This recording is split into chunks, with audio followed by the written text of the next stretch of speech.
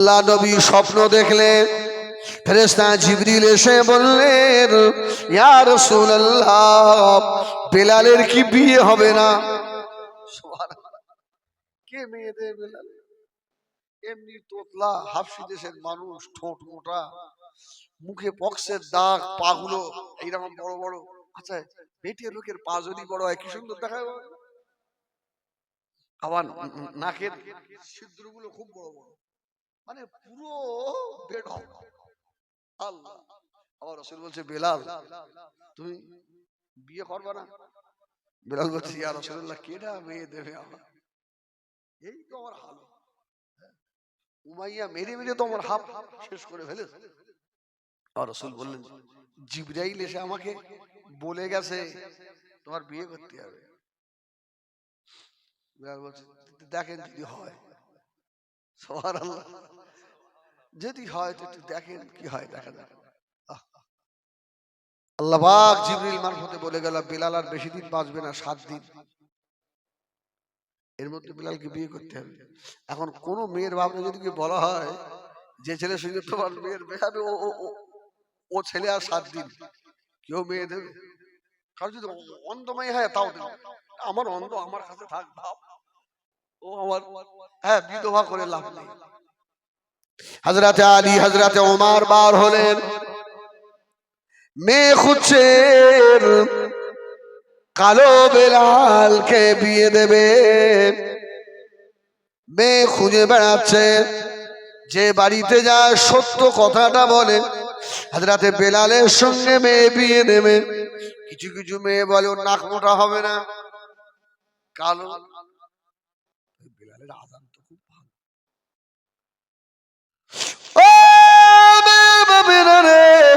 আল্লাহ নবী পাঠিয়েছেন, যদি কোনো মেয়ে রাজি হয়, বেলাল কিন্তু 7 দিন টাইম। কোন মেয়ের বাবু রাজি হয় না, মদিনা শরীফে সুন্দরী এক মেয়েদের বাড়ি ঢুকে পড়েছে। সুবহানাল্লাহ বলে। হযরতে আলী, হযরতে ওমর ঢুকে পড়লো, ঢুকে পড়ে বলছে, আপনার মেয়েকে বিয়ে দেবেন? ছেলেকে? বলে হযরত বেলাল।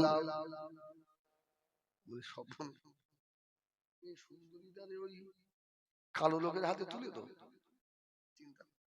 শোনেন তবে আর একটা কথা, আল্লাহ নবী বলে পাঠিয়েছেন, বেলাল কিন্তু 7 দিন আর সময় আছে, চলে যাবে। মেয়ের বাপ বলে, বেরো এখান থেকে, 7 দিন সময় আছে আমার বিয়ে নিতে। হযরতে বেলাল,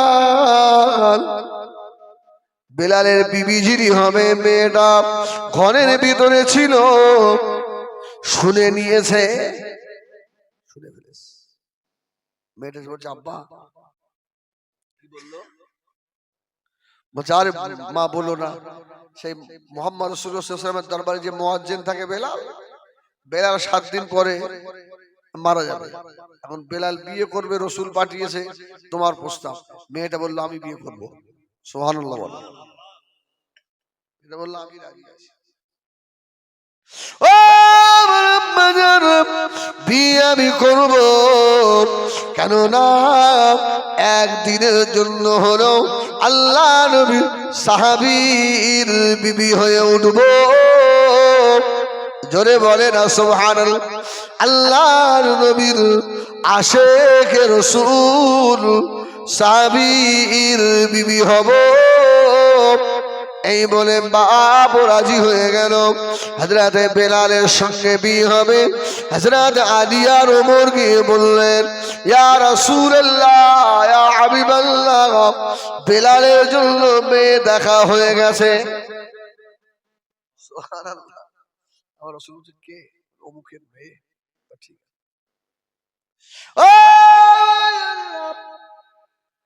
বিবাহ শাদী হয়ে গেল, স্বামী স্ত্রী এক জায়গায় হলো। হযরত বেলাল বলছে, ওরে আমার বিবি, খবর শুনেছো তুমি? আমার তো আর সময় বেশি নাই, 7 দিন পরে চলে যাব। সময় আমার হয়ে গেল, তুমি কি আমাকে কিছু খিদমত করবে? আমাকে কিছু করে কি খাওয়াবে? ও ভাইজানেরা, হযরত বিলাল বললেন, ওরে আমার বিবি, তুমি যে আমাকে রুটি বানিয়ে খাওয়াবে, আমার বাড়িতে তো আটা বলে কিছু না, কি দিয়ে আমাকে খেদমত করবে? মেয়েটা বলল, হুজুর আমি হযরতে আলীর বাড়িতে গিয়ে দেখি। জোরে বলুন সুবহানাল্লাহ। আলীর বাড়িতে যাই যদি দুটো আটা পাওয়া যায়। ও ভাইয়েরা, হযরত শের খোদা আলীল মুর্তজা রাদিয়াল্লাহু তাআলা আনহুর কাছে চলে গেলেন। হযরত আলীর বাড়িতে অল্প একটু আটা ছিল, ওই আটাটুকু নিয়ে এসে রুটি তৈরি করলেন।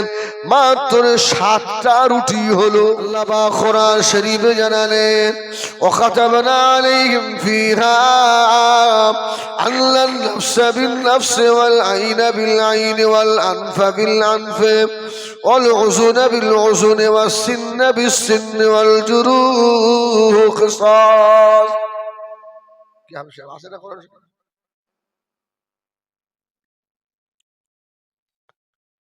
খুলকে হাসান ওটাকে বলা হয়। এই আয়াতে আল্লাহ বললেন, যদি কেউ কারোর মেরে নাক ভেঙে দেয়, আপনি তাকে মেরে নাক ভেঙে দেবেন। কেউ যদি আপনার চোখ তুলে নেয়, আপনি চোখের বদলে চোখ নিয়ে নেবেন। কেউ যদি আপনার দাঁত ভেঙে দেয়, আপনি দাঁতের বদলে দাঁত নিয়ে নেবেন। কেউ যদি কাউকে কতল করে, কতলুন ফিল কিসাস, খুনের বদলা খুন করবেন। চোখ নিয়ে নিলে চোখের বদলা চোখ নেবেন। এর নাম হলো খুলুকে হাসান। আর খুলুকে কারীম, যদি কেউ আপনাকে একঘা মারে, আপনি তাকে আল্লাহর রাস্তায় ক্ষমা করে দেবেন। জোরে বলুন সুবহানাল্লাহ। এটা একটা ঝামেলা করি তো যা করবি তাড়াতাড়ি করে ফেলবে।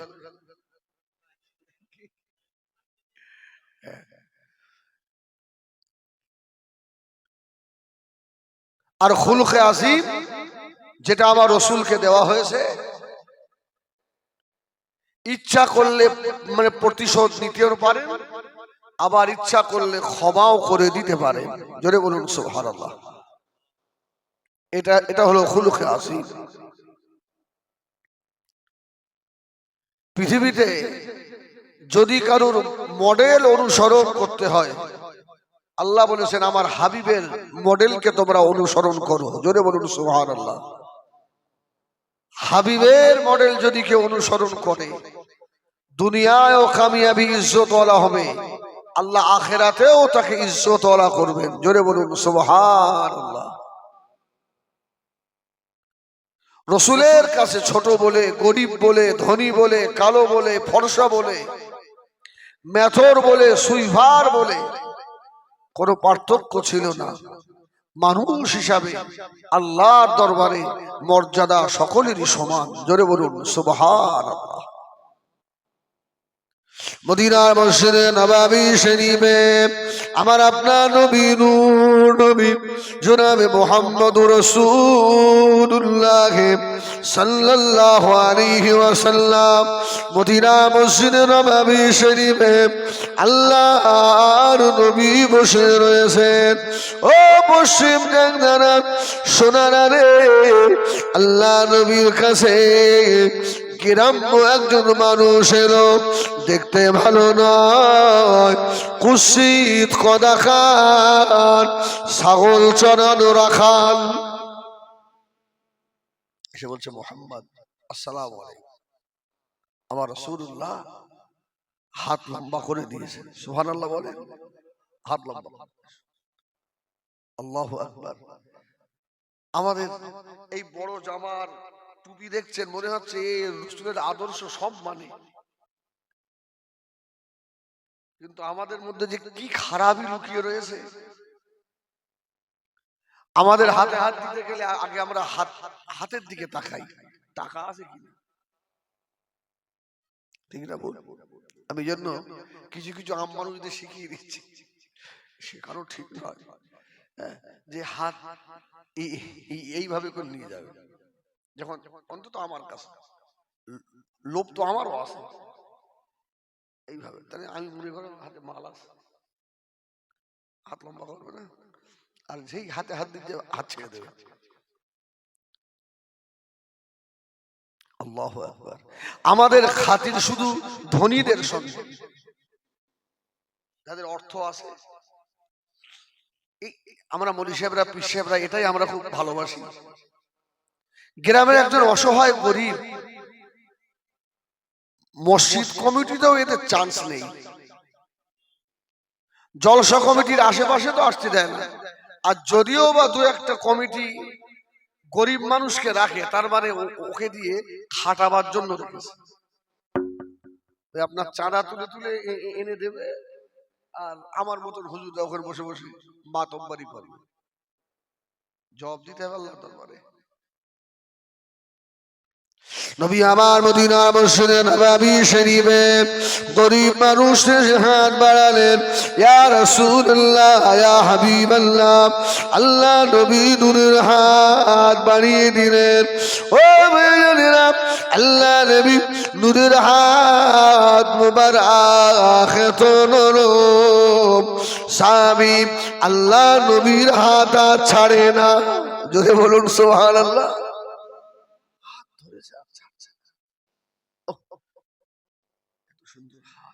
রাসূলুল্লাহ বলেন, হাদিস শরীফে এসেছে, কেউ যদি রাসূলের হাতে হাত দিতেন যেন মনে হতো রেশমি কাপড়ে হাত দিয়েছে। জোরে বলুন সুবহানাল্লাহ, এত নরম। ও আমার ভাইজানেরা, গ্রাম্য মানুষটা এসে বলল, ইয়া রাসূলুল্লাহ, ইয়া হাবিবাল্লাহ, আপনার কাছে নাকি দেও আসে? কি আসে? দেও। দেও আমরা অনেক সময় বলি না ভূত, বাচ্চাদের ভয় দেখাই, দেও আসে। আমার রাসূল বললেন দেও আসে না, আমার কাছে জিবরাইল আসে। জোরে বলুন সুবহানাল্লাহ।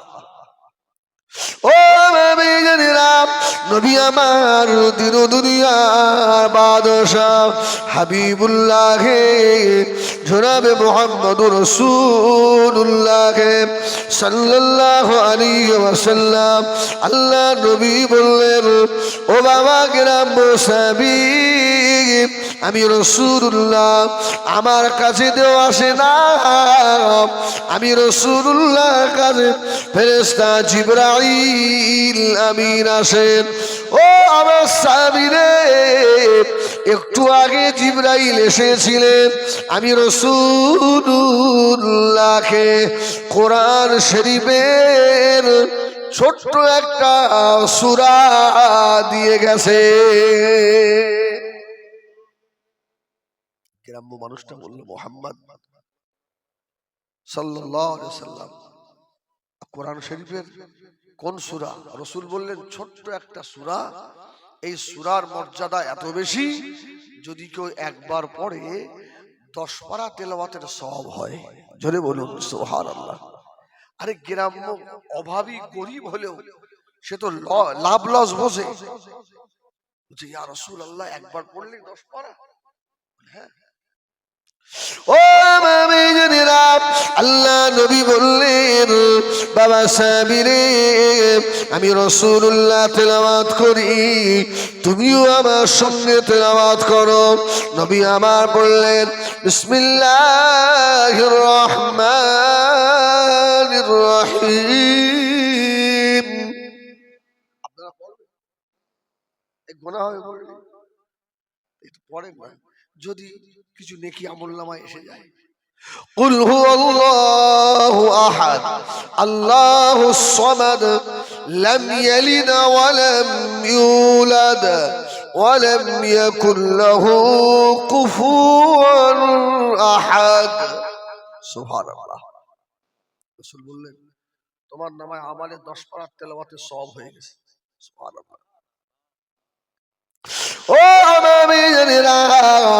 এই ঘটনা বলার পরে গ্রাম্য সাহাবী এত খুশি হয়ে গিয়েছে বাবা, নারায়ে তাকবীর দিয়ে ফেললো, ইয়া রাসূলুল্লাহ, ইয়া হাবিবাল্লাহ, আল্লাহ পাকের কোরআন এতটুকু তেলাওয়াত করলে যদি 10 পারা তেলাওয়াতের সওয়াব হয়ে যায়, যদি আমি ঈমানের মুসলমান হয়ে যাই, আমার আল্লাহ কত খুশি হয়ে যাবে। আর খুশিতে থাকতে না পেরে নারা লাগিয়ে দিয়েছে, জোরে বলুন সুবহানাল্লাহ, নারায়ে তাকবীর দিয়ে ফেলেছে।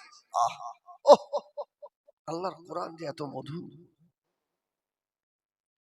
ও আমার জানেনা, আল্লাহ নবীর পাশে বসেছিলেন আল্লাহ নবীর খদিজা টুকরা সাহাবী হযরত আব্দুর রহমান ইবনে আউফ রাদিয়াল্লাহু তাআলা ছুটে ছুটে বাড়ি চলে গেলেন। বাড়িতে গিয়ে বিবি সাহেবাকে ডাকলেন, ওরে আমার বিবি রে, তাড়াতাড়ি করে ঘরের ভিতর থেকে, গোয়াল থেকে আমার গাভীর উটটা এনে দাও, কেননা রাসূলুল্লাহ দরবারে গ্রাম্য সাহাবী আল্লাহ পাকে কোরআন শুনে খুশি হয়েছে। আমি খুশি হয়ে আমার এই উটটা তাকে হাদিয়া দিয়ে দেব।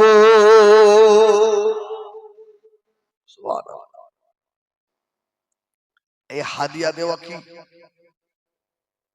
হাদিয়া দেওয়া সুন্নাত। সুবহানাল্লাহ বলেন। আমি প্রায় জলসায় বলি যে মসজিদের ইমামের হাতে হাদিয়া দেবেন, প্রত্যেক সপ্তাহে অন্তত 10টা করে টাকা সুন্নাত হিসাবে। আবার রাসূলুল্লাহর একটা সুন্নাত জিন্দা হোক। সুবহানাল্লাহ বলেন। ইমাম সাহেবের হাতে দেবেন, আমার হাতে দেয় তো। আমি গুমায় একটা মসজিদে জুমা পড়াই, যে যার হাতে টাকা থাকে না দুধ হয়ে যায়, দুধ থেকে দে, হাতে হাত দিস না।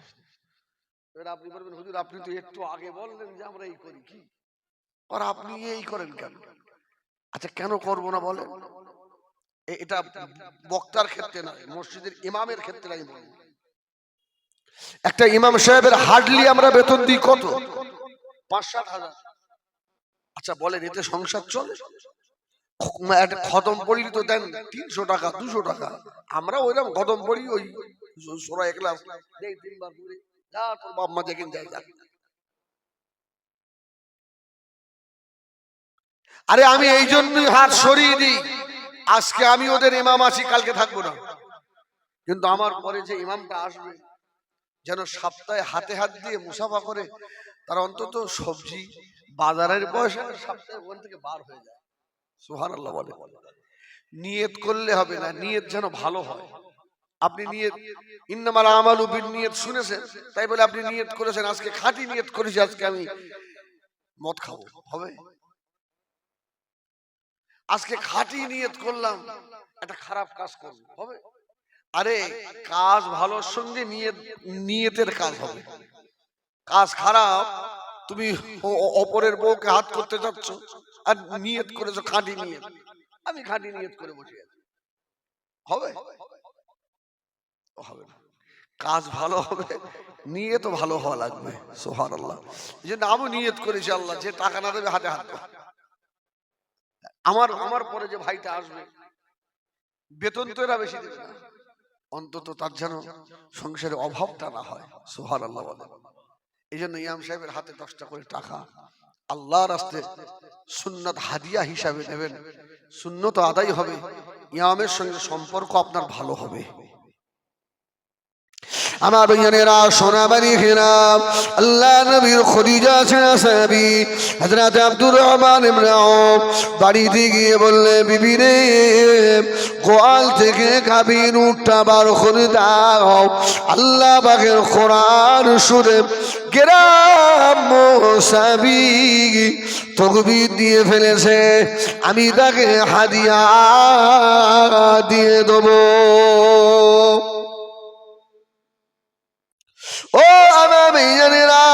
আল্লাহ নবী সাহাবী হযরত আব্দুর রহমান ইবনে আউফ রাদিয়াল্লাহু তাআলা আনহু উটটা নিয়ে এসে বললেন, ইয়া রাসূলুল্লাহ, ইয়া হাবিবাল্লাহ, ও যে সূরা ইখলাস শুনে তাকবীর দিয়ে উঠেছে, ইয়া রাসূলুল্লাহ, ইয়া হাবিবাল্লাহ, আমি খুশি হয়ে উটটা ওকে হাদিয়া দিলাম। বাবাজিরা, আল্লাহ খুশি হয়ে গিয়েছেন। ফেরেশতা জিবরাইল আল্লাহ পাঠালেন, ও জিবরাইল সালাম, তাড়াতাড়ি চলে যান মদিনার মসজিদে নববী শরীফে আমার হাবিব বসে রয়েছে। ও জিবরাইল সালাম, আমার হাবিবের খলিজা সাহাবী হযরত আব্দুর রহমান ইবনে আউফ কোরআন শুনে যে খুশি হয়েছে, তাকে যে উট পুরস্কার দিয়েছে। ও জিবরাইল সালাম, আমার হাবিবকে গিয়ে বলুন, আমি আল্লাহ আমার হাবিবের সাহাবী আব্দুর রহমান ইবনে আউফের জন্য জান্নাতের ভিতরে ৮৭,০০০ উট আমি আল্লাহ বরাদ্দ করে দিয়েছি। আমি মেম্বারে উঠি আপনাদের ইমাম সাহেবকে বলছিলাম যে ভাই, আপনার তেলাওয়াত আমার খুব ভালো লাগছিল। আমি যখন ঢুকছিলাম তখন ইমাম সাহেব তেলাওয়াত করছিল। সুবহানাল্লাহ। তেলাওয়াত ভালো হলে নামাজও ভালো লাগে। কি নামাজ ভালো লাগে। আব্দুর রহমান ইবনে আউফ বলল, ইয়া রাসূলুল্লাহ, একটার বিনিময়ে ৮৭,০০০। রাসূল বললেন, আব্দুর রহমান ইবনে আউফ, আমার আল্লাহ দরবারে কিছু কম আছে? সুবহানাল্লাহ বলেন, সুবহানাল্লাহ। আল্লাহ নবীর পাশে যেসব সাহাবীরা বসেছিলেন, সাহাবীরা ছুটে বাড়ি চলে গেল। সকলে একটা করে উঠে নে গ্রাম্য সাহাবীটাকে দিচ্ছে। আল্লাহ নবী অবাক হয়ে গেল, ও আমার সাহাবীরা, বাবারা, বাবারা, তোমরা আল্লাহকে এত ভালোবাসো বাবা। আমার আল্লাহর কোরআন শুনে আব্দুর রহমান ইবনে আউফ ৮৭,০০০ উট পেয়েছে। গ্রাম্য মানুষটা আবার যখন গ্রামে ফিরে যাচ্ছে, এক পালু গ্রামবাসীরা জিজ্ঞাসা করলো, ও আমাদের গ্রামে অসহায় দরিদ্র মানুষ, এত উট কোথায় পেলে? কোথা থেকে চুরি করে নিয়ে এলে? সাহাবীটা বলল, না না, আমি না, লাল আব্দুল্লাহ খলিজা টুকরা জনাবে মুহাম্মদুর রাসূলুল্লাহ সাল্লাল্লাহু আলাইহি ওয়াসাল্লামের কাছে আল্লাহর ফেরেশতা জিবরাইল কোরআন দিয়ে গেছিল। ওই কোরআন তেলাওয়াত করেছি বলে আল্লাহ রাব্বুল আলামিন খুশি হয়ে গিয়ে এতটা উট আমাকে দিয়ে দিয়েছে। বাবা, আমি যদি আল্লাহ নবী নূরের হাত দুটো ধরে একবার যদি কলমা পড়ি, আরো আমার আল্লাহ কি না জানিয়ে দেবে। গ্রামের লোক জিজ্ঞেস করছে, মুহাম্মদ সাল্লাল্লাহু আলাইহি ওয়াসাল্লামের কাছে গেলে তোমার তো দেখতে ভালো, তোমার গা দিয়ে দুর্গন্ধ বার হচ্ছে, মুহাম্মদ হাত দিল তোমার হাতে? সুবহানাল্লাহ বলে, সুবহানাল্লাহ বলে। বাবা রে, ওই রকম মানুষ, হ্যাঁ, মানুষটাকে যতবার দেখছি ততবার দেখতেই ইচ্ছা হচ্ছে। জোরে বলুন সুবহানাল্লাহ। যতবার তাকাচ্ছি ততবার যেন মুহাম্মদুর রাসূলুল্লাহকে নতুন নতুন মনে হচ্ছে। সুবহানাল্লাহ বলেন, সুবহানাল্লাহ। ও আমার মেয়েরা, ও মুরব্বিয়ানেরা, পশ্চিম চাংদানা সোনা মানুষেরা, মানিকেরা, আমরা যদি রাসূলুল্লাহর আদর্শে আদর্শিত হতে পারতাম, আমার ভাইজানেরা, পরিবারে, সমাজে, রাষ্ট্রে কোথাও অশান্তি থাকতো না বাবা। গরিবের চোখের বাণী পড়তো না। বিয়ে বাড়িতে গরিবের চেয়ার শেষে হতো না। খতম পড়া সবরসানি বাড়িতেও গরিবের স্থান নাই বাবা। ধনী ধনী গুলো আগে বসে, গরিব মানুষ এসে দাঁড়িয়ে থাকে। ওই সবরসানি ওই দোয়া আল্লাহ পাকের দরবারে কবুল হবে না। গরিবকে আল্লাহ বড় ভালোবাসে রে বাবা। আল্লাহ নবী জিহাদের ময়দানে। অসুবিধা হচ্ছে আপনার? অসুবিধা হচ্ছে? একবার সুবহানাল্লাহ বলেন, একবার বলেন সুবহানাল্লাহ। আমি আমি যতক্ষণ বক্তব্য রাখবো এই ভাবি আলহামদুলিল্লাহ, একটা বাজে কথা বলবো না ইনশাআল্লাহ। আর বলার নিয়ে তো কোনোদিন করিনি। গতকাল একটা জলসায় গেলাম, বনগা, বলছেন না, বিরাট বড় মাহফিল, প্রায় 1.5 কিলোমিটার, শুধু মাইক, 1.5 কিলোমিটার। আপনারা যে কজন বসে আছেন এর থেকেও কম মানুষ। রাত 1টায় আমার, আমি হাড়োয়া থেকে জলসা করে ওখানে আরেকটা জলসা ছিল। আমি ওদের বললাম, ভাই এই অবস্থা কেন, তোমাদের এই অবস্থা কেন? আমাকে বললো, হুজুর সন্ধ্যাবেলা এমন একজনের দাওয়াত ছিল, তার নাম শুনি কেউ আসেনি।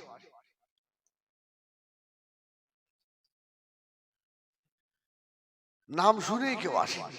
এখন সে নাম তো আমি আর মাইকে বলতে পারবো না, বলেন না, অসুবিধা আছে, সব হাইলাইট হবে, খুব মুশকিল।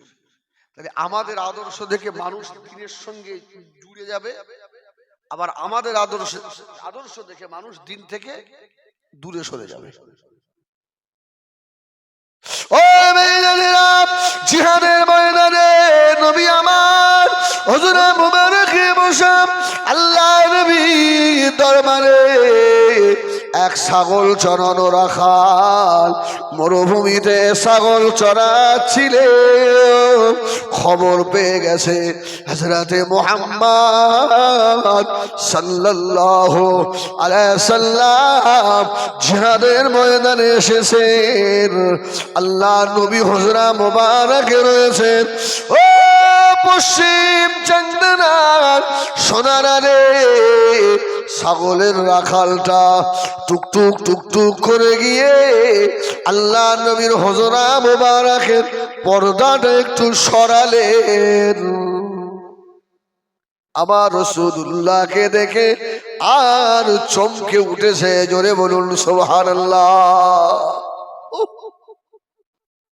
যে আমার নবীকে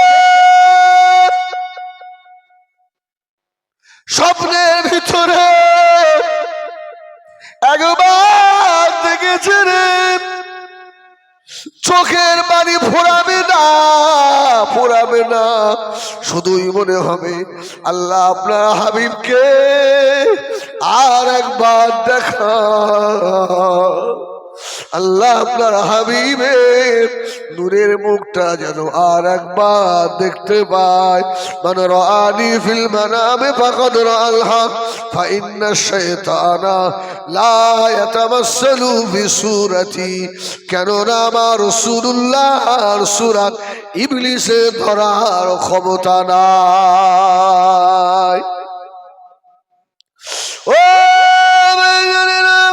নবী আমার দিন দুনিয়ার বাদশা জনাবে মুহাম্মদুর রাসূলুল্লাহ সাল্লাল্লাহু আলাইহি সাল্লাম আল্লাহ নবী বসা রাখাল পর্দাটা সরিয়ে আল্লাহ নবীর মুখের বারে তাকিয়ে চমকে উঠে বলল, মুহাম্মদ এত সুন্দর মানুষ জীবনে কোনোদিন দেখি না।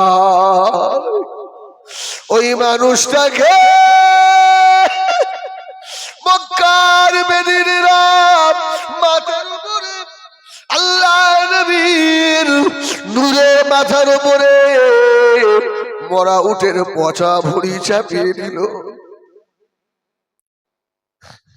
তাদের দিলে একটু মায়া হলো না। আল্লাহ নবী নূরে গলা মোবারকে চাদর দিয়ে ফাঁস দিয়ে দিয়েছে। আল্লাহ নবীকে জানে মেরে দেবে। আল্লাহ নবীকে আবু জিহাল এতবার মেরেছিল রে।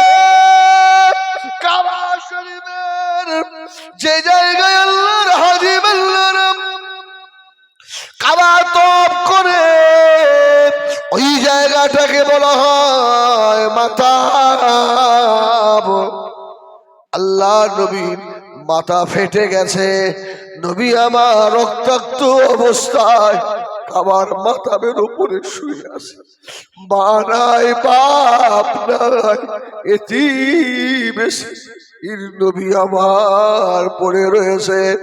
এ পশ্চিম চান্দারা সোনারা, এ মুরব্বিয়ানেরা, মায়েরা, বোনেরা, বেটিরা, দিলটা নরম করুন। একবার মদিনা শরীফে চলে যান। আল্লাহ যদি চোখের পানি কবুল করে নেন, আল্লাহ নবীর দিদার নসিব হয়ে যাবে। যদি কারো নসিব হয়ে যায়, ওই মানুষটার জন্য আল্লাহ 7টা জাহান্নামকে আল্লাহ হারাম করে দিয়েছে।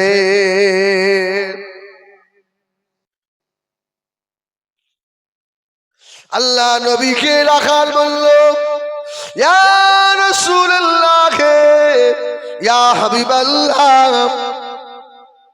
আমি যদি আপনার নূরের হাত দুটো ধরে একবার ঈমানের কলমা পড়ে নিই, আপনি আমার সঙ্গে কেমন আচরণ করবেন? জোরে বলুন সুবহানাল্লাহ। আপনি এত সুন্দর মানুষ, আপনার চেহারা থেকে জান্নাতি খুশবু আসে, সুবহানাল্লাহ। আর আমার গা থেকে ছাগলের দুর্গন্ধ আসছে। মুহাম্মদ, আমি যদি আপনার হাত ধরে কলমা পড়ি, আপনি আমার সঙ্গে কেমন ব্যবহার করবেন হুজুর?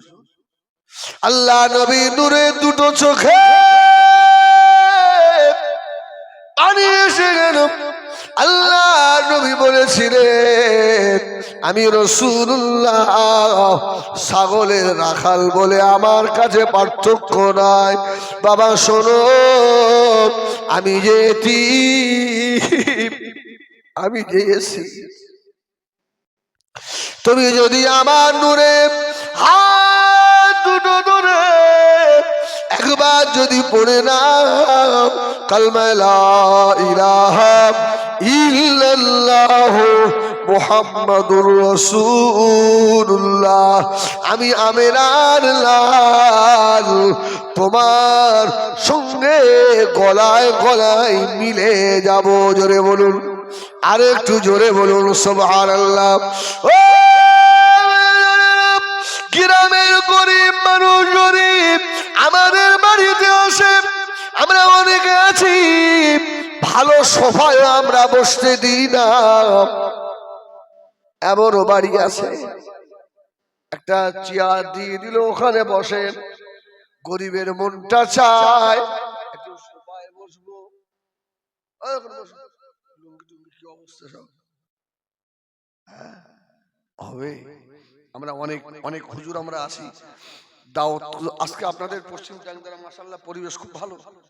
অনেক জায়গায় জানেন কেমন হয়, ভাত খাচ্ছি, এই সাইডে একটা গ্রাম, এই সাইডে ভাতের মধ্যে ডালের মধ্যে ছাগলের লেটি, আর খাওয়া যায় বসার জায়গা। তো আমার আগে যে সঙ্গীটা ছিল এত রাগা রেগে গেছে যে এখানে হুজুর বসবে, চুপ কর, বলিস না বলিস না। এই এই আদর্শটা আমার নয়। ডালে ওটা পেয়েছি, সাইড করে লুকিয়ে দিস। আমাকে এটা শিখিয়েছিল আমার এক উস্তাদ, বনগা মাদ্রাসার শিক্ষক ছিলেন, এখন রিটায়ার্ড হয়ে গেছে। আমি ওখান থেকে আলেম দিয়েছিলাম, মাওলানা আব্দুল্লাহ সাহেব। আহা, আল্লাহর ওলি মানুষ। আমি কালকেও করে বলছিলাম যে তোমাদের বনগায় একজন ওলি আছে, আমার উস্তাদ মাওলানা আব্দুল্লাহ সাহেব। সুবহানাল্লাহ বলো, কতবার যে রাসূলের দিদার হয়েছে, আলহামদুলিল্লাহ। তো একটা বাড়িতে আমাকে নিয়ে গেছে, খাওয়া দাওয়া হচ্ছে, খাওয়া দাওয়া, বাড়ির বউটা তরকারিতে লবণ দিতে একদম, তো হুজুরকে দেখছি ওটাই খাচ্ছে বেশি, আর আমার মুখে যে পড়েছে খাওয়া দাওয়া, কচি চুপ করো হুজুরে, এক ফোঁটা নুন কিচ্ছু হয়নি, এ খাওয়া যায়? বলছে পাগল, বাড়ির মানুষ রান্না করতে গিয়ে ঝামেলায় ছিল, ভুলে গেছে বলি তো তোমার ভাতের পাশে একটু নুন দিয়ে দিয়েছি। সুবহানাল্লাহ বলে। আমার তখন বুঝে আসেনি যে আমার হুজুর আমাকে কি শিক্ষাটা দিল, কিন্তু এখন বুঝতে পারি সত্যি এই কথাটার অনেক মূল্য।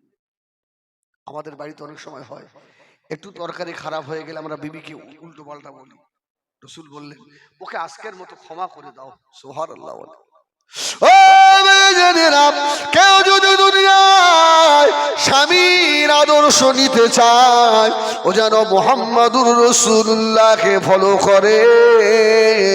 কেউ যদি বাপের আদর্শ নিতে চায়, ও যেন মুহাম্মাদুর রাসূলুল্লাহকে ফলো করে। কেউ যদি নানার আদর্শ নিতে চাইলে,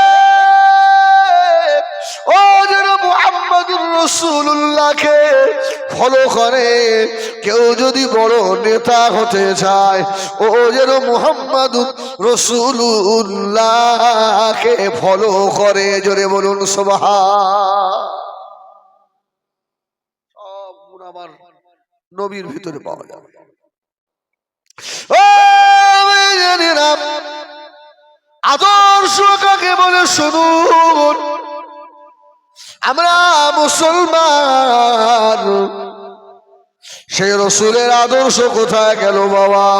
এই জন্য আমি অনেক জায়গায় বলি, ওস্তাদ যেমন হবে ছাত্র তেমন হবে, পীর যেমন হবে পীরের মুরিদ তদ্রূপ হবে। আল্লাহর ওলি পাকিস্তানে বাড়ি, মুফতি শফি রহমাতুল্লাহ আলাইহি। আপনারা বলবেন হুজুর বাদ দিয়ে চলে যাচ্ছে, আমার তার কাটিনিয়া করে মোটামুটি আমি ঠিক জায়গায় ফিরে আসবো ইনশাআল্লাহ। একবার তাকবীর দেন দিন, না হয় তাকবীর। আলহামদুলিল্লাহ। মুফতি শফি রহমাতুল্লাহ, যিনি তাফসীরে মারিফুল কোরআন লিখেছেন, তাফসীরে মারিফুল কোরআন, ওনার ছেলে মাওলানা তাকি উসমানী পাকিস্তানের এখন সব থেকে বড় আলেম, শুধু পাকিস্তান না বিশ্বের একজন বড় আলেম। সুবহানাল্লাহ বলেন। তো মুফতি শফি রহমাতুল্লাহ আলাইহি এর থেকে শিক্ষা নিতে হবে। উনি তখন দেওবন্দ মাদ্রাসায় পড়েন, আমি একটা কিতাবে দেখছিলাম। তো দেওবন্দ ওই এলাকাটায় আম হয় খুব, আম আম হয়। এখন ছাত্রদের উস্তাদ আম খাওয়ার দাওয়াত করেছে। সুবহানাল্লাহ বলেন। এসব মাদ্রাসার ছাত্র না, আরে এদের দেখলে অনেক মায়া হয়। আমাদের সময় আমরা দুটো খাওয়ার জন্য হাউমাউ করতাম, দুটো খাওয়ার জন্য, জানেন?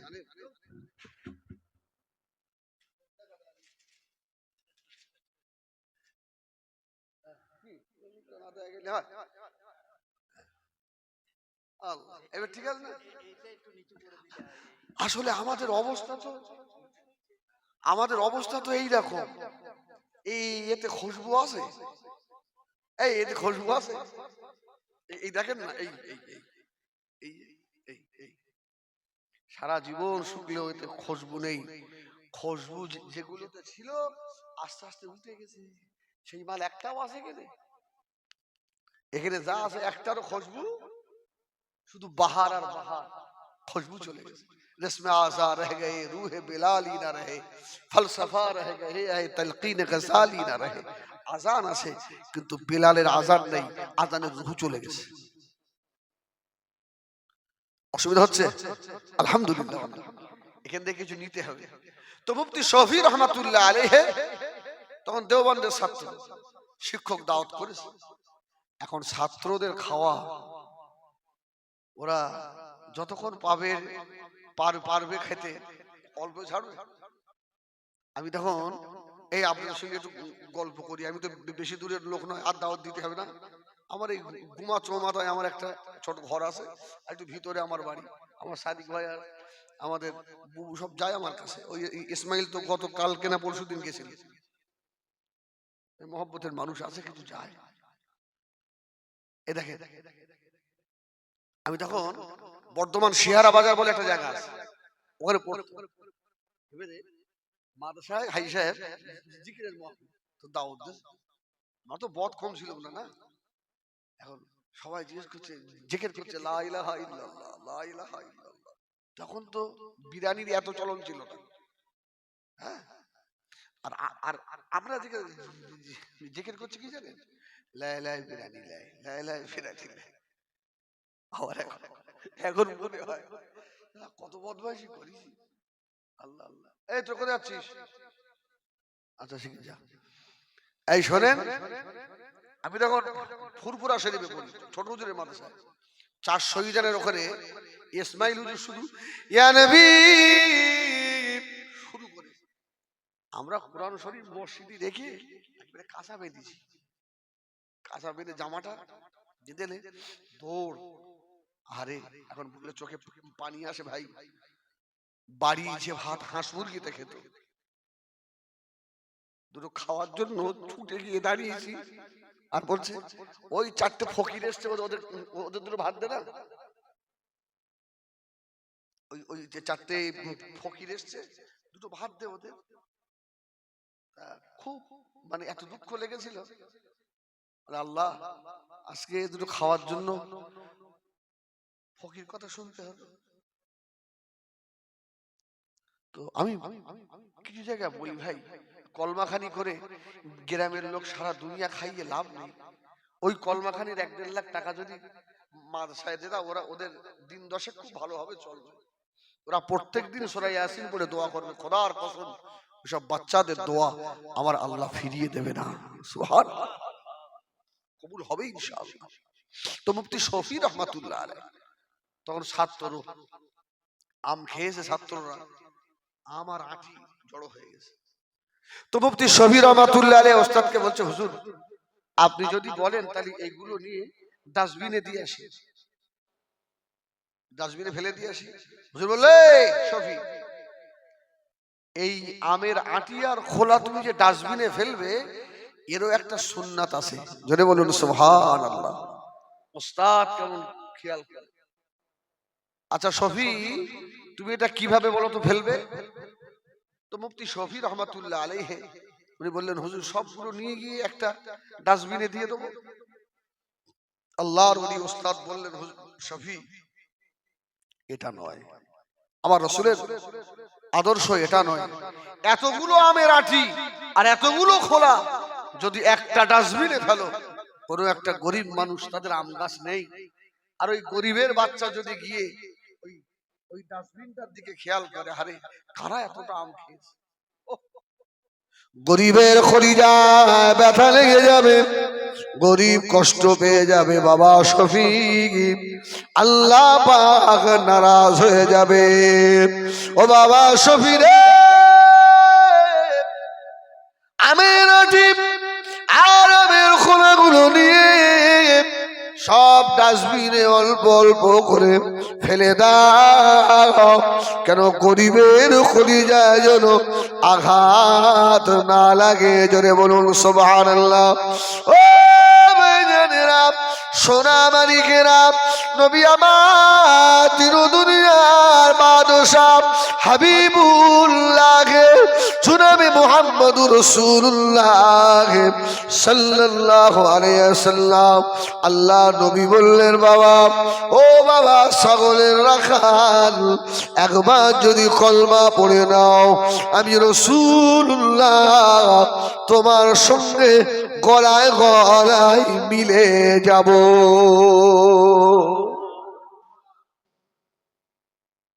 ও গরিব মানুষ আল্লাহর নবীর নূরে হাতে হাত বাড়িয়ে দিলেন, ইয়া রাসূলুল্লাহ, ইয়া হাবিবাল্লাহ, একবার কলমা পড়িয়ে দেন। আল্লাহ নবী নূরের কলমা পড়িয়ে দিলেন, লা ইলাহা ইল্লাল্লাহ, লা ইলাহা, লা ইলাহা ইল্লাল্লাহ মুহাম্মাদুর রাসূলুল্লাহ সাল্লাল্লাহু আলাইহি ওয়াসাল্লাম। গ্রাম্য রাখাল মানুষটা বলল, ইয়া রাসূলুল্লাহ, আমি এখন ঈমানদার, আসেন আমার মুখের সঙ্গে মিলবেন। আল্লাহ নবী খুশি হয়ে গিয়ে আল্লাহ নবীর নূরের সিনা মোবারক একটা রাখালের সিনার সঙ্গে রাসূলুল্লাহ লাগিয়ে দিয়ে গলায় গলায় মিলে নবী আমার জড়িয়ে ধরেছিলেন। রাখাল অবাক হয়ে গেল, ইয়া রাসূলুল্লাহ গে, ইয়া হাবিবাল্লাহ, এই আদর্শ দুনিয়ায় আর কারো ভিতরে নাই মুহাম্মদ। আপনার গা দিয়ে জান্নাতি মিশকের খুশবু, আর আমার গা দিয়ে ছাগলের দুর্গন্ধ। আল্লাহ নবী একবারও নাক শীতকালেন না। আল্লাহু আকবার, আল্লাহু আকবার। ও আল্লাহ নবীর সাহাবীরা চাইতে আল্লাহ নবীর শরীর, আল্লাহ আমাদের শরীর যেন আল্লাহ নবীর গায়ের সঙ্গে একটু ঠেকে যায়, আমাদের গাটা যেন আল্লাহ নবীর গায়ের সঙ্গে একটু ঠেকে।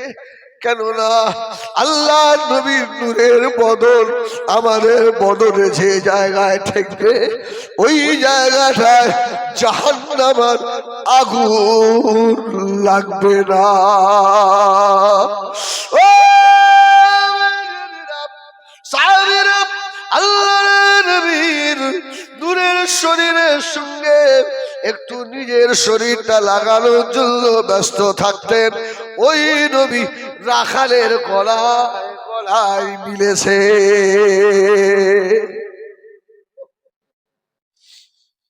রাখাল বলছে, ইয়া রাসূলুল্লাহ, হুজুর আমি তো ঈমান আনলাম, এখন আমার কাজ। আমার নবী বললেন, শোনো, তুমি যে মুনিবের ছাগল নিয়ে এসেছো, আমি রাসূলুল্লাহ এখন ইচ্ছা করলে এই ছাগলগুলোকে গনিমত মনে করে আমি নিয়ে নিতে পারি, কিন্তু আমি মুহাম্মদ, আমার আদর্শ ওটা নয়। জোরে বলুন সুবহানাল্লাহ। তুমি তো এই মাঠে প্রতিদিন ছাগল নিয়ে আসো। বলছি, ইয়া রাসূলুল্লাহ। আমার রাসূল বললেন, ছাগলগুলো কি মুনিবের বাড়ি চেনে? বলছি, ইয়া রাসূলুল্লাহ, আমি ছাগলগুলোকে যদি রাস্তায় উঠিয়ে দিই, ও ঠিক আমার মুনিবের বাড়িতে চলে যাবে। রাসূল বলল, ছাগলগুলোকে রাস্তায় উঠিয়ে দাও। সুবহানাল্লাহ। ইয়া রাসূলুল্লাহ, এখন আমার কাজ কি? আমি তো ঈমান নিয়ে এসেছি, আমার কাজ। আল্লাহ নবী সাহাবীকে বললেন, ও আমার সাহাবী রে, এখন নামাজের সময় নয় বাবা। ও আমার সাহাবী, জিহাদ চলছে বাবা, তুমি জিহাদে অংশ নাও। আল্লাহ নবীর অন্যান্য সাহাবে কেরামেরা এই রাখাল সাহাবীকে চেনে না। যারে ময়দানে গিয়ে আল্লাহ দিনের জন্য ঝাঁপ দিয়ে পড়লেন রাখাল। যুদ্ধ করতে করতে এই রাখালটা শহীদ হয়ে গেল। যুদ্ধ শেষ হয়ে গিয়েছে।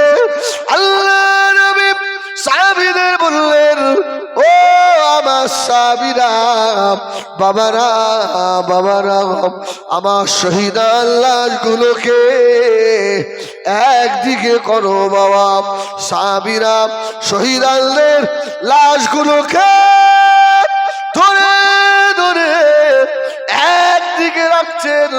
ওই শহীদদের ভিতরে এই রাখাল কালো সাহাবী এও শহীদ হয়ে পড়ে রয়েছে। জোরে বলুন সুবহানাল্লাহ। সাহাবীরা গিয়ে দেখছেন, এ তো আমাদের দলের নয়, এ তো ঈমানে নেই, জিহাদে অংশ নিয়েছে। সবাই দেখছে। আল্লাহ নবীর নজর পড়ে গেল, ও আমার সাহাবীরা, বাবারা বাবারা, কি দেখছো বাবা? ইয়া রাসূলুল্লাহ, ইয়া হাবিবাল্লাহ, একজন কালো কুশির কদাকার শরীর থেকে ছাগলের দুর্গন্ধ বার হচ্ছে। এই কথাটা যেই না বলা, আল্লাহর নবী আর টুকরে কেঁদে উঠেছে। ইয়া রাসূলুল্লাহ, ইয়া হাবিবাল্লাহ, কোনদিন একে দেখিনি আমাদের দলে। আল্লাহ নবী বললেন, ও আমার সাহাবীরা, শুনে রাখো বাবা, আমি রাসূলুল্লাহ তোমাকে বলে দিলাম, আমার সাহাবীরে, আমার এই সাহাবীটা জীবনে এক ওয়াক্ত নামাজ পড়ে না, একটা রোজা রাখে না, একবার সুবহানাল্লাহ বলে না, আল্লাহর কোরআন তেলাওয়াত করে না, শুধু কলমা পড়ে নিয়েছে, জিহাদের ময়দানে অংশ নিয়েছে। ও আমার সাহাবীরা, ওকে চেনো না? আমি রাসূলুল্লাহ যা দেখি তোমরা তা দেখতে পাও না, আমি রাসূলুল্লাহ দেখতে পাই। আল্লাহ পাকের কোটি কোটি ফেরেশতারা আমার কালো সাহাবীর দিকে তাকিয়ে অজর নয়নে জার জার হয়ে কাঁদছেন। আমার কালো সাহাবীটা আল্লাহ পাকের দরবারে কবুল হয়ে গিয়েছে।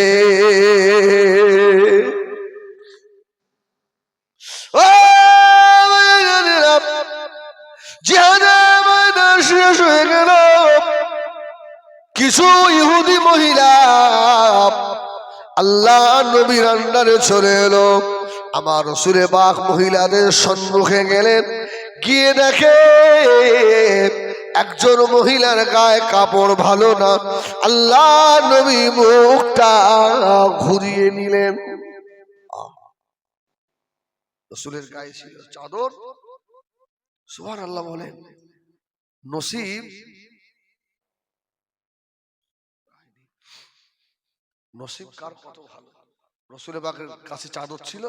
আমার রাসূলুল্লাহ একজন সাহাবীকে বললেন, এই চাদরটা ওই মহিলাকে দিয়ে এসো, যাও, ও একটু ইজ্জতটা ঢেকুক। জোরে বলে। ও জানেরা, তামাম দুনিয়াটাকে যদি দাড়ি পাল্লার এক পাশে দেওয়া হয়, আমার রাসূলে পাক সাল্লাল্লাহু আলাইহি সাল্লামের নূরের কদম মুবারকের ছেঁড়া এক জোড়া জুতা যদি দাড়ি পাল্লার অপর পাশে দেওয়া হয়, আল্লাহ পাক আমার রাসূলে পাকের জুতা মুবারকের পাল্লাকে আল্লাহ ভারী করে দেবে। ও জানেরা, মহিলার কপাল কত ভালো। আল্লাহ নবীর নূরের গায়ে চাদর গায়ে দিয়ে ফেললো। সাহাবীরা অবাক হয়ে গিয়েছে। ইয়া রাসূলুল্লাহ, ইয়া হাবিবাল্লাহ, আমার জীবনের বড় শখ আল্লাহ নবীর গায়ে একটা ছেঁড়া রোমাল অথবা ছেঁড়া জামা যদি পেতাম। আমরা পাইনি। আর কোথাকার একটা ইহুদি মহিলা বেঈমান, তার নসিব কত ভালো, আমার রাসূলুল্লাহর গায়ের চাদর পেয়ে গেল। জোরে বলুন সুবহানাল্লাহ। চাদর গায়ে দিয়ে নিয়েছে। আমার রাসূল বললেন, তোমরা তো এখন আমার আন্ডারে না? হ্যাঁ ইয়া রাসূলুল্লাহ, আপনি এখন যা বলবেন তাই, আমরা তো বন্দী হয়ে গেছি। রাসূল, আচ্ছা, যে মেয়েটাকে চাদর দিয়েছিলেন ওই মেয়েটাকে রাসূল বললেন, আচ্ছা তোমার বাপের নাম কি বলো তো? সুবহানাল্লাহ বলে। তোমার আব্বার নাম কি? মেয়েটা বলছে, ইয়া রাসূলুল্লাহ, আমার আব্বা খুব নাম করা মানুষ, খুব নামী মানুষ ছিল। নাম কি? বলে, আমার আব্বার নাম হলো হাতেম তাই। সুবহানাল্লাহ বলে। আমি হাতেম তাইয়ের মেয়ে। রাসূল বলল, হাতেম তাইয়ের মেয়ে তুমি? আরে তোমার আব্বার তো অনেক সুনাম। সুবহানাল্লাহ, তোমার আব্বার তো অনেক সুনাম। ইয়া রাসূলুল্লাহ কি করব বলেন, এখন তো বন্দী হয়ে গেলাম। ও ভাইজানেরা, নবী আমার দিন দুনিয়ার বাদশা হাবিবুল্লাহ জনাবে মুহাম্মদুর রাসূলুল্লাহ সাল্লাল্লাহু আলাইহি ওয়াসাল্লাম, আল্লাহ নবী বললেন, ও মামে নসিব তোমার। মেয়েটা বলল, ইয়া রাসূলুল্লাহ, আমি তো বুঝতে পেরে গেছি আপনার নূরের বদনে রুমাল পেয়ে গেছি। ইয়া রাসূলুল্লাহ, একবার কলমা পড়িয়ে আল্লাহর জান্নাতের বাসিন্দা করে নেন। ও হাতে ইমানের কলমা পড়ে নিল। ইয়া রাসূলুল্লাহ, ইয়া হাবিবাল্লাহ, আমি এবারে বাড়ি যাব। এই মরুভূমি পাড়ি দিয়ে পাহাড়ের গুহার ভিতর দিয়ে, ইয়া রাসূলুল্লাহ, ইয়া হাবিবাল্লাহ, আমি যে অপূর্ব সুন্দরী যুবতী কুমারী হাসিন, কোন যুবক যদি আমার উপরে হামলা করে ফেলে, ইয়া রাসূলুল্লাহ, আমার সতীত্ব যদি নষ্ট করে দেয়, ইয়া রাসূলুল্লাহ, ইয়া হাবিবাল্লাহ, দুইজন সাহাবী কি আমাকে দেবেন? ওই সাহাবী দুটো আমাকে হাতেম তায়ের বাড়ি পর্যন্ত পৌঁছে দেবে। যদি বলুন সুবহানাল্লাহ। রাসূল বললেন, যাও। দুটো যুবককে বললেন, এই তোমরা পাহারা দিয়ে হাতেম তায়ের মেয়েকে হাতেম তায়ের বাড়ি। দুটো যুবক পাহারা দিয়ে নিয়ে গেছে। হাতেম তায়ের একটা ছেলে ছিল, আদি ইবনে হাতেম। ও বলছে, এই বোন, তুই কি একা এসেছিস? তোরা তো বন্দী হয়েছিলিস। বলছে, না, আমি মুহাম্মদুর রাসূলুল্লাহর হাতে হাত দিয়ে ঈমান নিয়ে এসেছি, আর মুহাম্মদ সাল্লাল্লাহু আলাইহি ওয়াসাল্লাম দুটো যুবককে আমার সঙ্গে দিয়েছে। আদি ইবনে হাতেম বললেন, নাম আমার বাড়ি থেকে, আমার বাবার একটা ইজ্জত আছে, এই মরুভূমি বাড়ি দিয়ে এসেছিস, আর তোর সঙ্গে ছিল দুটো যুবক ছেলে, তোর যে সতীত্ব এখনো ঠিক আছে, এটা আমার বিশ্বাস হয় না, নেমে যা।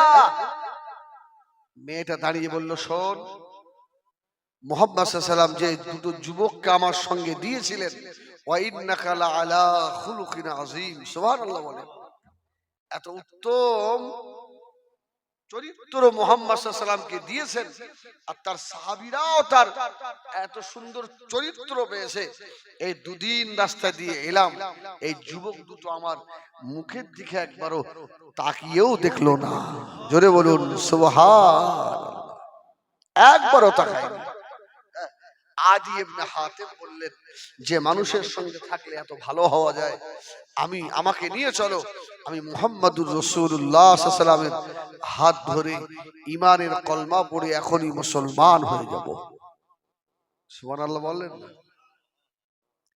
একবার দরুদ শরীফ, আল্লাহুম্মা সাল্লি আলা সাইয়্যিদিনা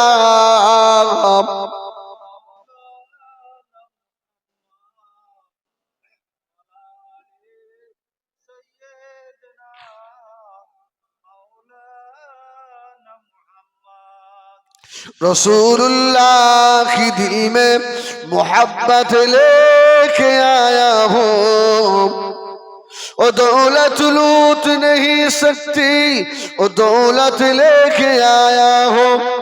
मेरे दुनिया मेरे दुनिया मेरे उक़बा शरीयत लेके आया हूँ, तरीक़त लेके आया हूँ, गुनाहों की बामबद इबादत लेके आया हूँ, रसूलुल्लाह की दिल में मोहब्बत लेके आया हूँ। अल्लाहुम्मा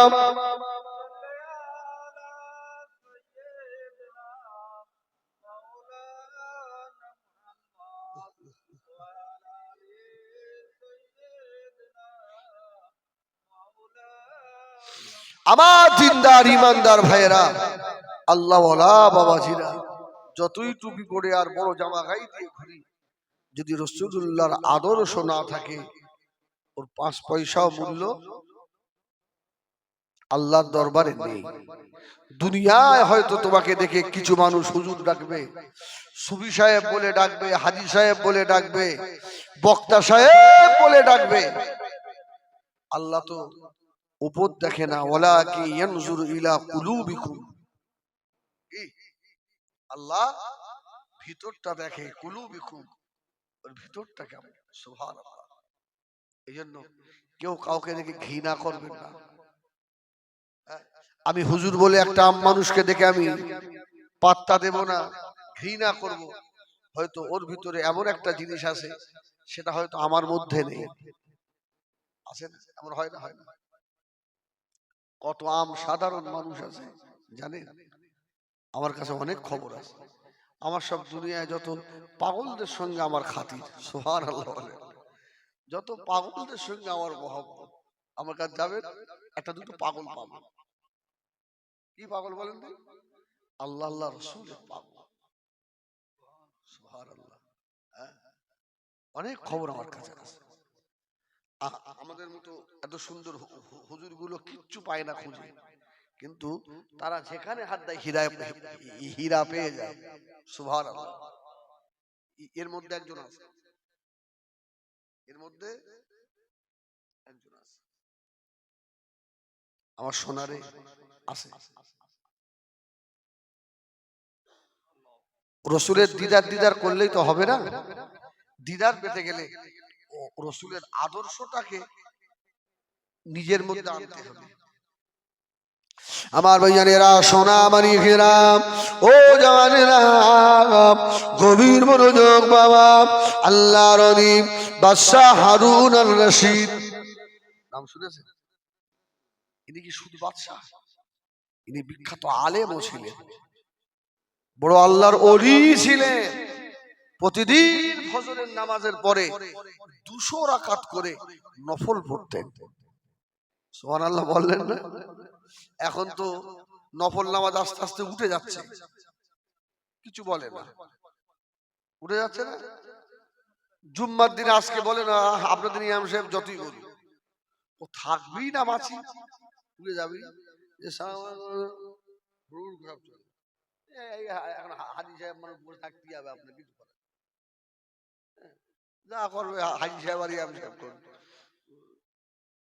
সে ওই কানা খোঁড়া কয়েকটা বসে আছে, আর ইয়ং গুলো একটাও থাকে না। শুধু আপনাদের মসজিদ নয়, আমি যেখানে পড়াই আমারও কোনো একই অবস্থা, ওদের পায়ে ধরেও থাকে না।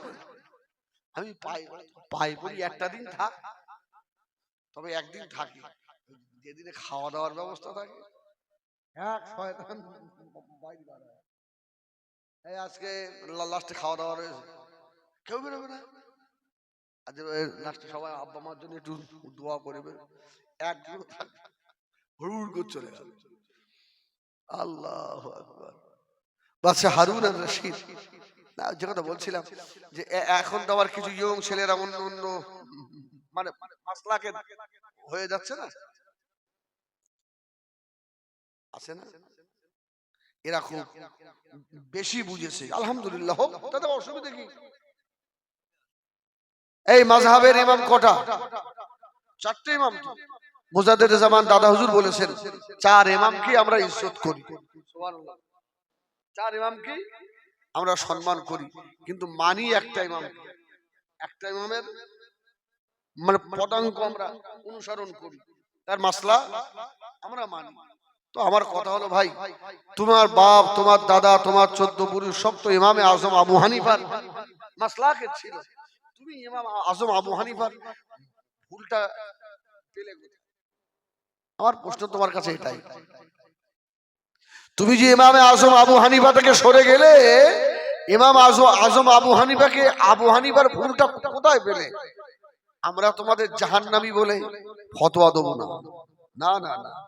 তুমি তো একটা ইমামের অনুসারী, কি ঝামেলা মিটিয়ে দিতে পারবো না, ঝামেলা বাড়িয়ে দেবো না, কি কিছু বলে না এরা, ভাব ভাই ভাব ভালো না, নাম দেওয়া দেখ ভাই, আমি খুব খুব দুর্বল মানুষ, আমার ধরে যেতে হবে না।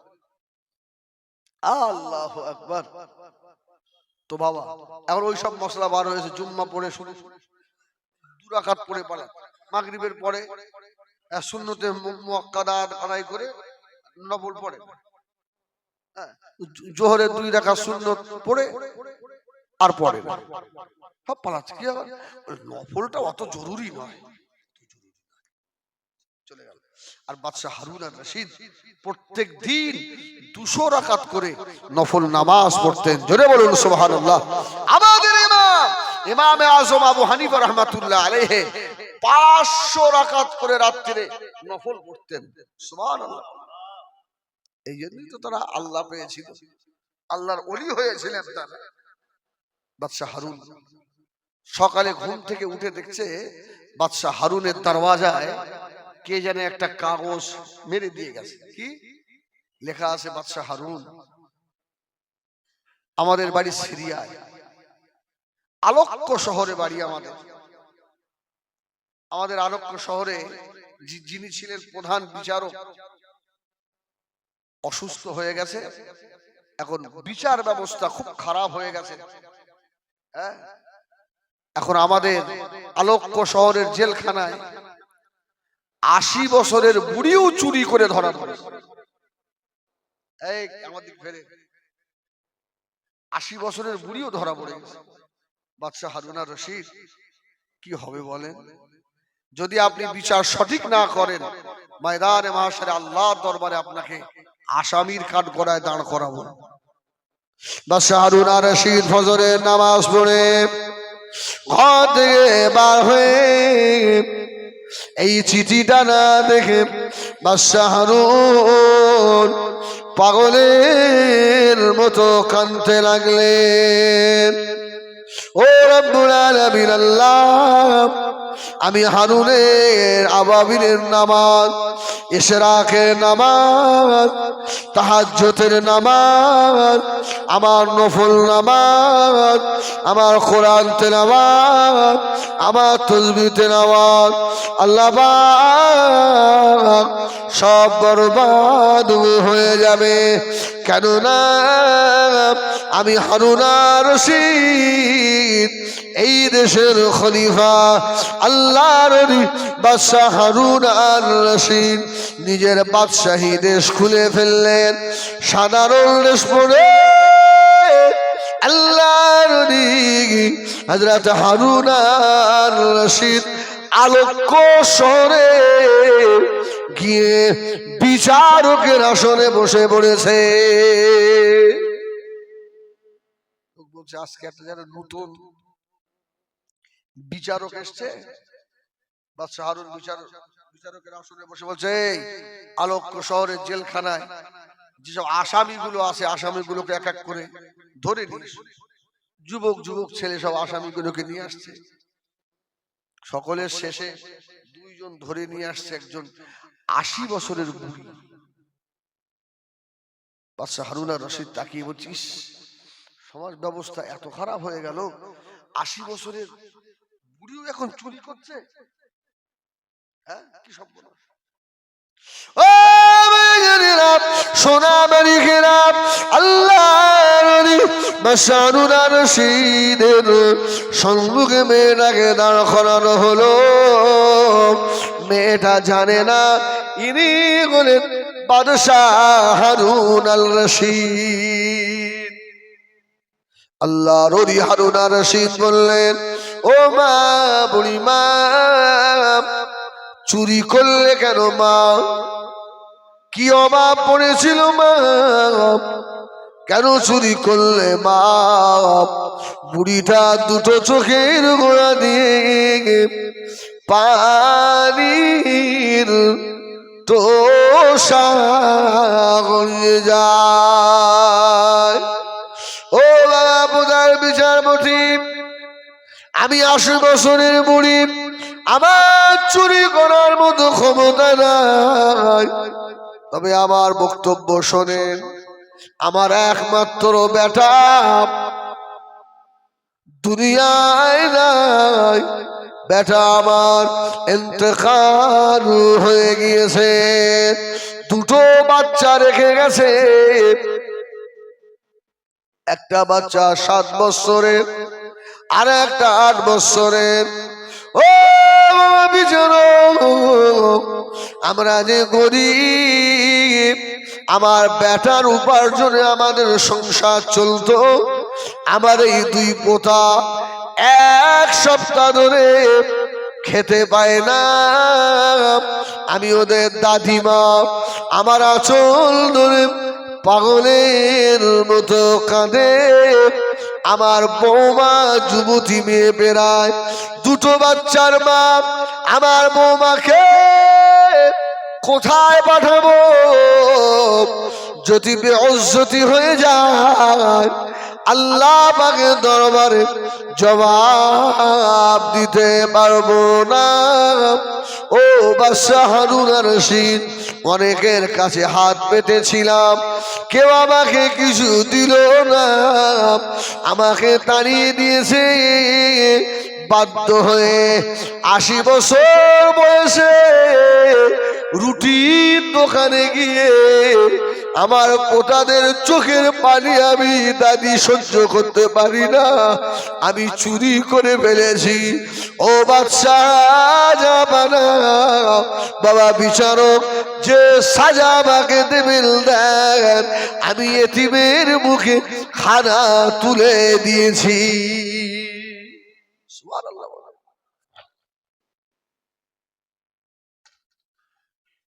ও জানেরা, বাদশা হারুন আর রশিদ পাগলের মতো কাঁদছেন।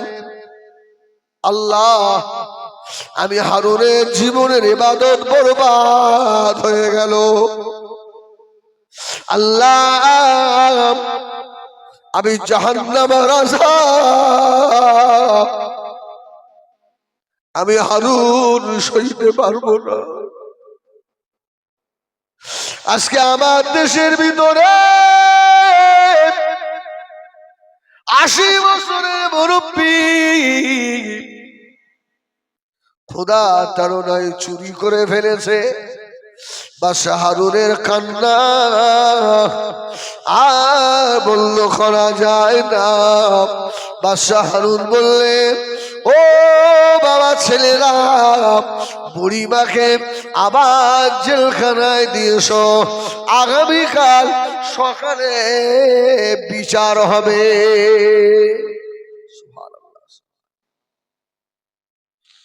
লোকসভা যে আমাদের এই বিচারক 80 বছরের বুড়ি, তার কিছু বললো না।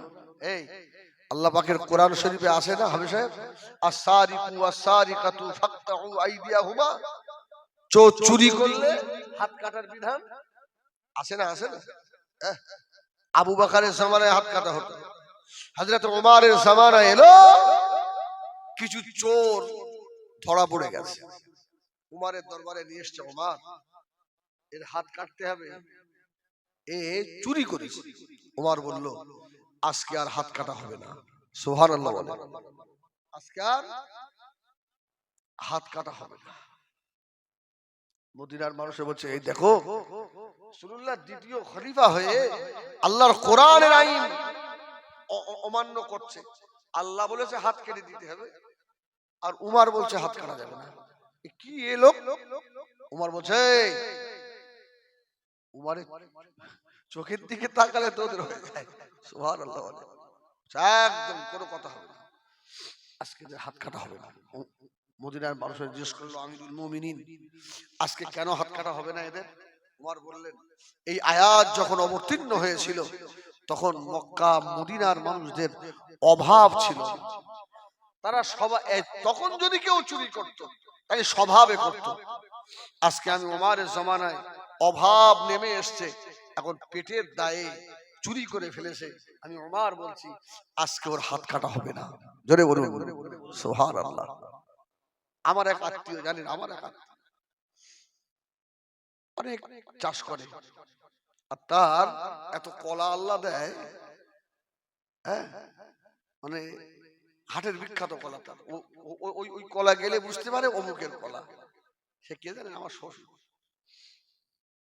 খুব ভালো মানুষ। তো বেশ কিছু কাঁদি চুরি হয়ে গেছে, এখন হাটে নিয়ে যারা প্রতিদিন কলা কেনে ওরা তো বুঝতে পারছে এটা অমুক ভাইয়ের কাঁদি, দাঁড়া তোর টাকা দিচ্ছি দাঁড়া। আমার শ্বশুর ফোন করে, আমার শ্বশুর বলছে ওটা মারবে, হাত দিন হাত দিন, আপনার কলা চুরি করলে আপনি হুকুম দেন খাল খুলে ফেলতে। চোরগুলো ডেকে বলছে তোদের অভাব তো আমার বলবি, এত ভালো না আমার ভোট, টাকা পয়সা করে যা আজকে যা নিয়েছি তোরা বিক্রি করলে আর চুরি করবি, আর যদি কাজ টাজ না থাকে আমার বাড়ি যাস। আমি তো শুনি অবাক হই, আলহামদুলিল্লাহ একটা আম মানুষের আদর্শ এই কি। আর আমি হুজুরির কলা চুরি করতে হবে না, একটাই হাজি রুমাল লেখ না চুরি করি, দাঁড়া চল চল পশ্চিম চাংদা না। তাহলে আমার কত ভক্ত আর জানিস, এই হাম চলে আয়, এ আমার হাইজার বলে হাইজার রাখ, আমার ভাই এই আমাদের সাদিক আমার রুমাল চুরি করে পিটো ঢেলে ভিটকে খানিক কর। আল্লাহ তো কাঁদছে। বাদশাহ হারুন আর রশিদ বলল যাও ওকে জেলখানায় দিয়ে এসো, আগামীকাল সকালে বিচার হবে। ও বেজানেরা, বাদশাহ হারুন আর রশিদ বললেন বাবারা আগামীকাল বিচার শুধু বুড়ি রাখা হবে না, আমি বিচারক, আমারও বিচার হবে। জোরে বলুন সুবহানাল্লাহ। ও বাবাজিরা, এই দেশে যিনি পুলিশ প্রধান সে যেন কাল 10টায় হাজিরা দেয় এখানে, যার কাছে অর্থ ভান্ডারের চাবি রয়েছে সেও যেন কাল এখানে আসে, এই এলাকার সব থেকে ধনী মানুষ সেও যেন কাল আসে, বুড়িকেও জেলখানা থেকে বার করব, বিচার আগামী কাল হবে। সুবহানাল্লাহ বলে। মানুষ তো হই হই করছে, আরে সাংঘাতিক বিচারক, এইসব মানুষগুলোকে ডাক করলো। পরের দিন সকাল 10টায় বুড়িকে জেলখানার ভিতর থেকে আনা হলো। বুড়ি মা ঠক ঠক ঠক ঠক করে কাঁপছেন। আল্লাহর ওলি হারুন আর রশিদ বললেন মা তুমি একা দোষী নয় মা, ও ময়দানে মাশারে আমি হারুন আর রশিদ আমিও আসামি হয়ে গেছি।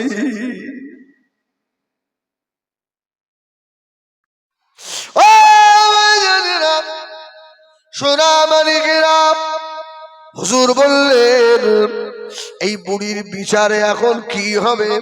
সবাই বলল 80 বছরের বুড়ি যখন চুরি করেছে ওকে 100 বেতের আঘাত করতে হবে। বাদশাহ হারুন আর রশিদ মাথা নাড়ছে, বলছে বাবা শোনো, ঠিকই বলেছো বাবা, তবে এই দেশের পুলিশ প্রধানকে একটু উঠে দাঁড়াও। পুলিশ প্রধান উঠে দাঁড়িয়েছে। আল্লাহর ওলি হারুন আর রশিদ বললেন এদিকে এসো। বুড়ি একা মার খাবে কেন? তোমারও হাতে 20টা বেত মারা হবে। সুবহানাল্লাহ বলেন, সুবহানাল্লাহ বলেন। বিচার কেমন হচ্ছে? দাঁড়াও, তোমার হাতে 20টা। ধন ভান্ডারের চাবি যার হাতে তাকেও বললেন তুমিও এখানে দাঁড়াও, তোমারও হাতে 20টা হবে। ও এলাকার ধনাঢ্য ব্যক্তিকে ডেকে বলল তুমিও দাঁড়াও, তোমারও 20টা হবে। আর বাকি কটা? 40টা। আল্লাহর ওলি বাদশাহ হারুন আর রশিদ কেঁদে কেঁদে বললেন বাবা আমি হারুন আমার হাতেও 20টা হবে।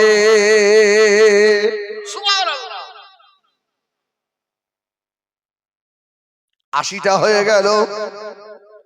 ও বুড়ি মা, আপনার হাতেও 20টা হবে মা। এরা অবাক, কেন হুজুর আমরা মা খাবো?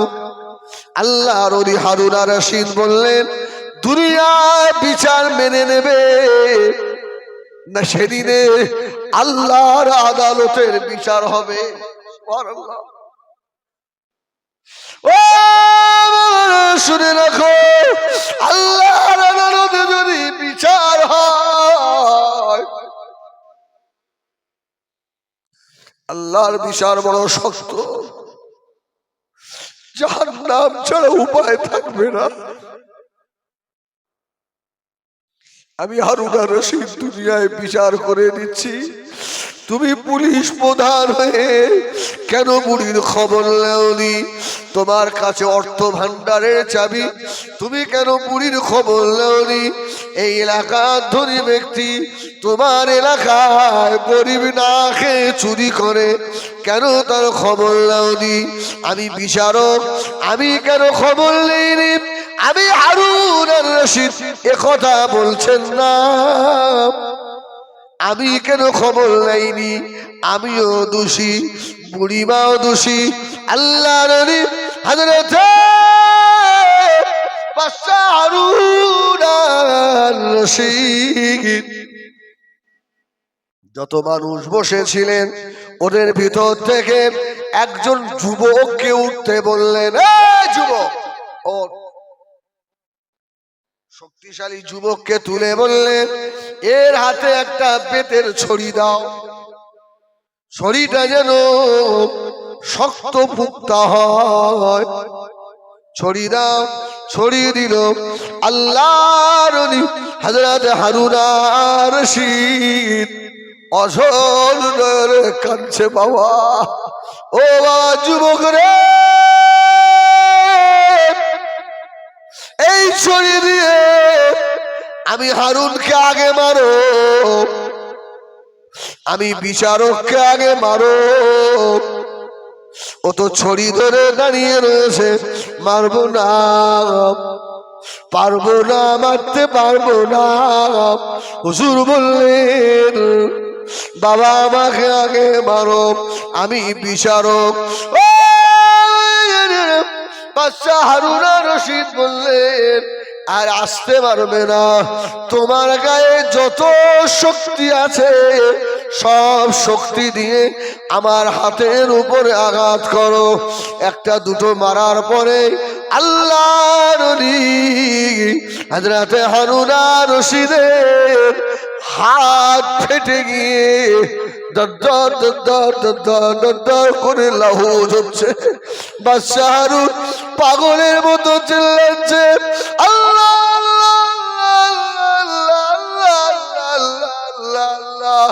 আল্লাহ, দুনিয়ার রক্ত সহ্য করতে পারছি, দুনিয়ার মার।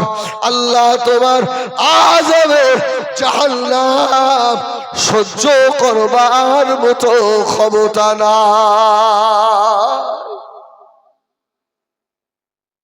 20টা বাড়ি খেলেন। পুলিশ প্রধানকে বলল, তুমি হাত পাতো।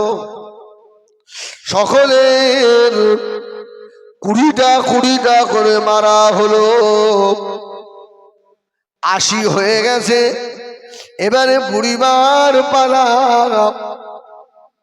বাদশা হারুন যুবকের মুখের দিকে তাকিয়ে বলল, বাবা ছেলে, ও বাবা ছেলে, জোরে মেরো না বাবা, জোরে মেরো না। বুড়িমার হাতে জোরে আঘাত করো না, বুড়িমা সইতে পারবে না।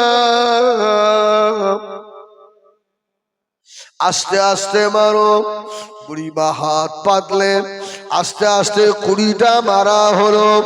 হযরত আল্লাহর ওলি বাদশা হারুন আর রশিদ বুড়িমাকে আবার বললেন, বুড়িমা রে, আগামীকাল সকালে হারুন আর রশিদের সঙ্গে হারুন আর রশিদের দরবারে দেখা করবে। জোরে বলুন সুবহান।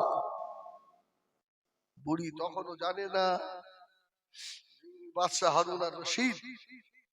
বুড়ি বলছে হুজুর আবার বিচার হবে।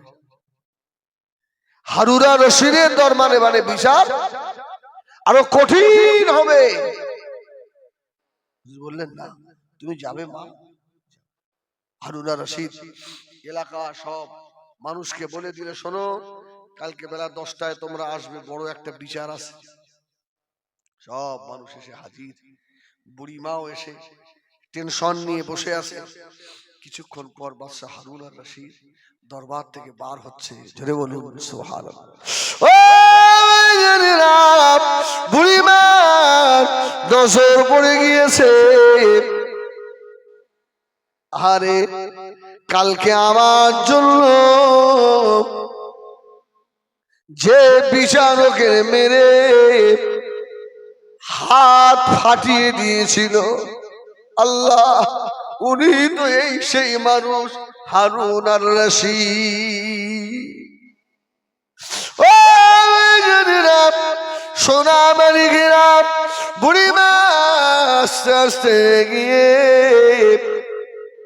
বাদশাহ হারুন আর রশিদের পাটা জড়িয়ে ধরেছে।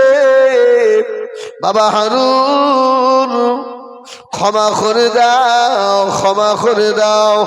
আল্লাহর নবী হযরত হারুন আর রশিদ বললেন বুড়িমা আপনি ক্ষমা চাইবেন না মা, আমি হারুন আর রশিদ আমি বড় অপরাধী। ইয়া আইয়ুহাল্লাযীনা আমানুত্তাকুল্লাহ, আল্লাহকে ভয় করো। আল্লাহকে আমি এত ভয় করি বুড়িমা, ও বুড়িমা রে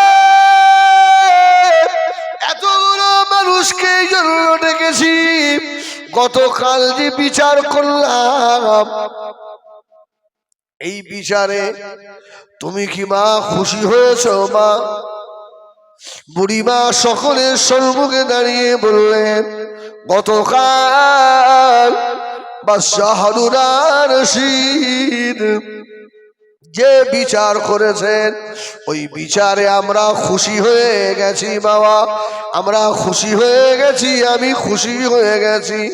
আল্লাহর নবী হযরত হারুন আর রশিদ বলেছিলেন না না বাবা, ও মা জননী মা, এতগুলো মানুষের সম্মুখে সকলের সম্মুখে বলো আমি আমার বেটা হারুনকে আল্লাহর রাস্তায় মাফ করে দিয়েছি। তাহলে মা হারুন আর রশিদ আল্লাহর আদালতে যদি দাঁড়ায় আমি জবাব দিতে পারবো না, আসামি হয়ে যাব আল্লাহ পাকের আযাবে জাহান্নাম সইতে পারবো না। জোরে বলে না, জোরে বলে না সুবহানাল্লাহ। একবার দরুদ শরীফ আল্লাহুম্মা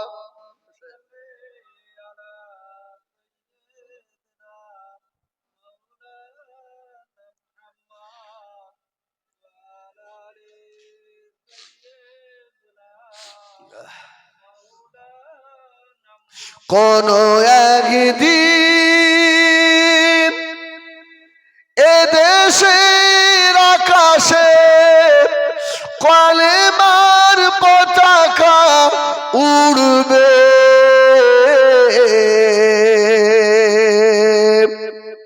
সেদিন সবাই খোদারি বিধান পে দুঃখ বেদনা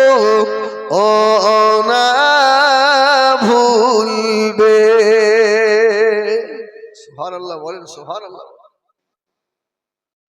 কোন একদিন এদেশের আকাশে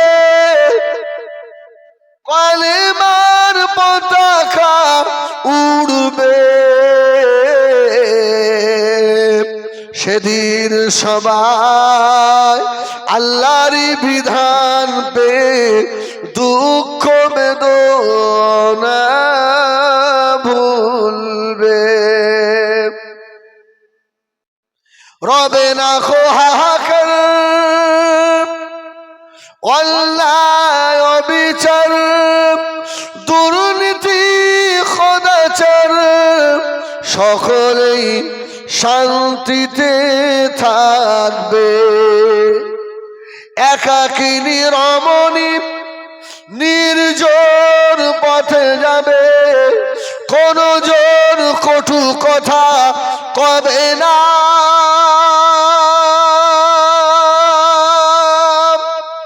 সেদিন আর নেই বেশি দূরে আর কিছু দূর গেলেই মিলবে কোন একদিন এদেশের আকাশে কালেমার পতাকা উড়বে সেদিন সবাই আল্লাহর বিধান পে দুঃখ বেদনা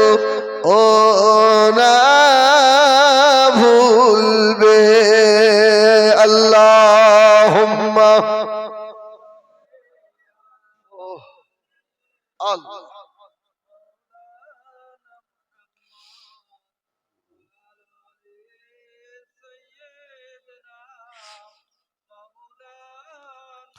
আমার দিনদার ইমানদার বাবাজিরা আল্লাহ ওয়ালা ভাইরা আমাদের মায়েরা বোনেরা 10টা বেজে গেছে যাই হোক আমার ভাই জনাব পীরজাদা আবুজার সিদ্দিকী হুজুর কেবলা আসবেন এখনই বুঝেন না আমি আমার মায়ের পেটের ভাইয়ের মতো ভাইকে আমি দেখি একটাই কারণ আমার আব্বার সঙ্গে আর আবুজার হুজুরের আব্বার সঙ্গে খুব মহব্বত ছিল খুব মহব্বত এখন আমি পীর আল্লামা ইহিয়া হুজুরকে সেই চোখেই দেখি আর আমাদের ভাই ভাই সেই মহব্বত এখনো আছে আলহামদুলিল্লাহ আমার ভাইরা আসছে ভাই